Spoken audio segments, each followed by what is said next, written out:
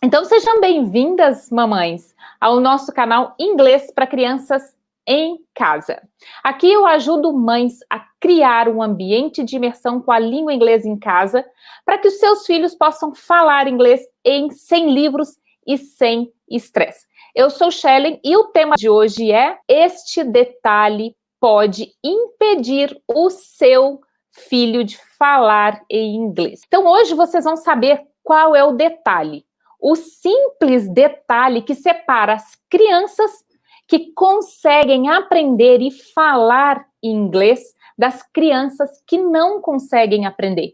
É um detalhe, um simples detalhe. E hoje vocês vão saber tudo sobre esse detalhe. Para que a gente comece entendendo de como funciona a aquisição de vocabulário, gramática da língua inglesa, a gente precisa saber uma curiosidade. Vocês sabiam que no idioma inglês existem de 500 mil a 1.200.000 palavras?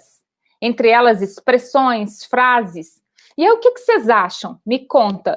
Vocês acham que o convívio das crianças com o inglês em sala de aula 2, 3 vezes na semana vai ser o suficiente? Pode ser a melhor aula do mundo. Pode ser o melhor professor do mundo, que nada vai adiantar. Então, presta atenção, se você quer que o seu filho aprenda o inglês e fale inglês, que ele se comunique, você, mamãe, precisa proporcionar a ele esse simples detalhe. É o que vai separar o seu filho de crianças que não são falantes. Esse detalhe é o contato diário. O diário, gente, é diário. Não basta ser 2 vezes na semana. Precisa ser diário. Como que você vai entregar para o seu filho o contato diário? A escola, ela não entrega o contato diário. Vamos pensar quando a gente era criança. A gente aprendeu o português por quê? Por que a gente fala português fluentemente? Porque nós tivemos o contato diário. Então, vocês precisam dar o contato diário para o seu filho. Então, o que vai garantir que ele aprenda e fale é o contato diário.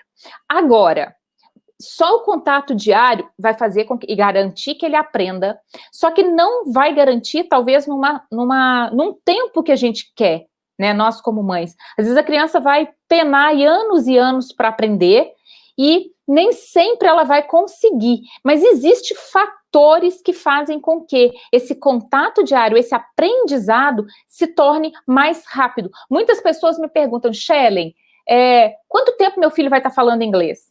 Quanto tempo ele precisa? Depende muito desses 2 fatores que eu vou te falar agora. A velocidade depende dos 2 fatores que eu vou falar agora. Quais são eles? Primeiro, pontos de contato da criança com a língua inglesa. E outro fator determinante que garante que a criança ir numa velocidade mais rápida ou menos rápida, uma velocidade mais lenta, é o tempo de exposição. Então, nós temos 2 fatores. Primeiro, o fator diário, ele é fundamental, é o único caminho para a criança se tornar fluente. Como a gente consegue antecipar, aumentar essa velocidade? Conseguimos. De que forma? Aumentando os pontos de contato dela com a língua inglesa e o tempo de exposição dessa criança à língua. O tempo que ela fica em contato com a língua inglesa vai garantir a ela a velocidade. Bom, mas por que a criança, então, precisa ter o contato diário? A gente entendeu que o contato diário é importante, mas por que é importante? Vamos voltar lá aos nossos números. Nós falamos no início. Olha, para uma criança, olha que dado interessante. Para uma criança, para que ela consiga se comunicar bem, ela precisa dominar mais ou menos umas 2.000 palavras-chave. Shellen, o que é dominar? Dominar é diferente de aprender. Dominar é quando a criança ouve aquela palavra e ela faz referência direto, imediatamente, com a língua inglesa. Então, a gente precisa ter pontos de atenção. Precisamos achar quais são esses pontos de atenção e trabalhar esses pontos de atenção. Um ponto de atenção é metodologia. Porque se a criança não entender que aquilo faz sentido para o aprendizado dela, ela vai ficar, por exemplo, numa sala de aula, simplesmente ouvindo o que o professor está falando, pensando em fazer a prova, e dali passou, acabou tudo, esqueceu, vamos embora para outra. A metodologia precisa ser contextualizada no dia a dia da criança. O que eu quero dizer contextualizada? Ela precisa saber que ela está aprendendo um copo porque ela vai usar aquele copo. Eu aprendi isso aqui e eu vou usar isso aqui em algum lugar. A metodologia aplicada. Então, cuidado na escolha da metodologia. Eu vou falar mais um pouquinho agora em relação a outro detalhe, outro ponto de atenção em relação à metodologia. Usar uma metodologia, então, aplicada à rotina da criança é fundamental, mas não vai ser o que vai garantir a ela o avanço na língua. Isso não vai garantir esse avanço na língua. É fundamental, é importante, sim, mas não garante somente o sentido, não garante que ela aprenda. Por quê? Porque tem alguma coisa que não depende dela. O que não depende dela? Lembra do nosso cérebro?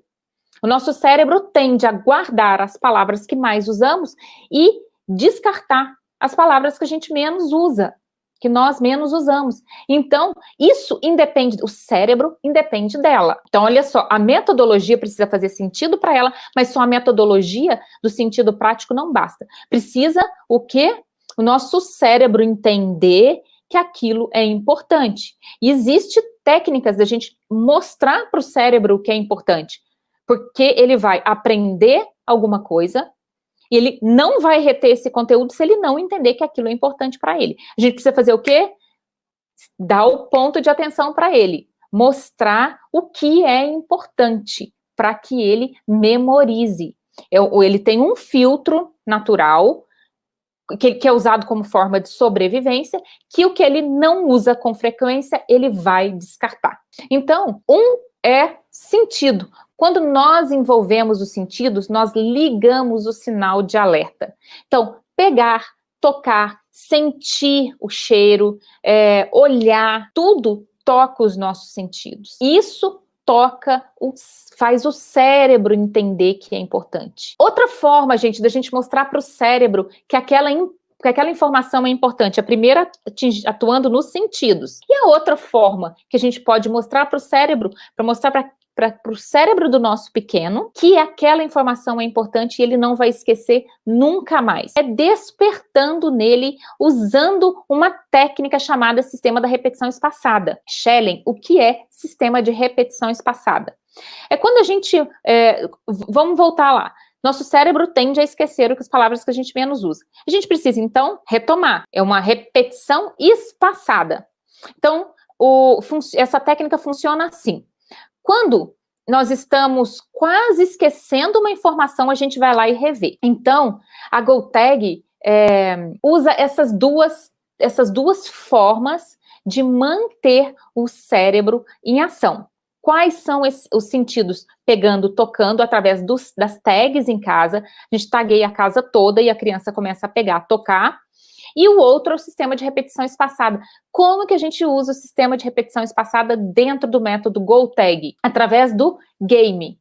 A criança, ou do aplicativo, a criança tem o contato e de tempo em tempo o game, o jogo, fala para ele, volta naquela palavra. Programação feita, baseada no sistema de repetição espaçada. Então, de tempo em tempo, a criança vai lá, ela tem que rever. Por exemplo, o mago, dentro do game, o mago faz o quê? O mago vai lá e fala assim para a criança, fala, né, no game, pega tal objeto para mim, fala tal frase para mim, deixa isso na cozinha.